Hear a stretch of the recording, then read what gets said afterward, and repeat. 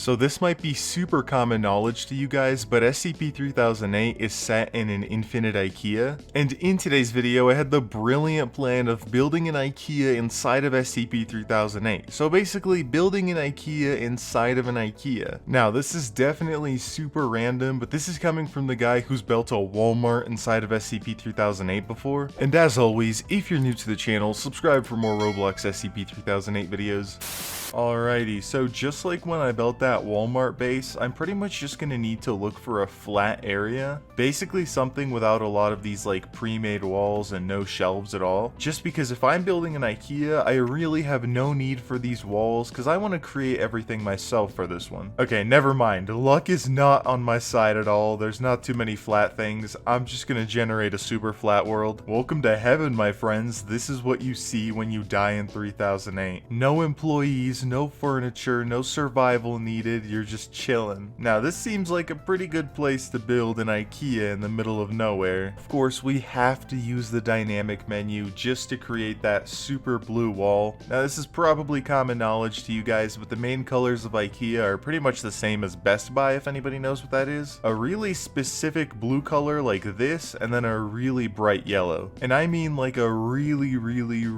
obnoxiously bright yellow. But then again, that's what lets people remember IKEA so well. So now all I gotta do is build the foundation. You guys know what comes next. It's time for that speedrun montage. By the way, if you got this far in the video, go comment IKEA down below and subscribe to the channel for more Roblox SCP-3008 videos. It would really help out.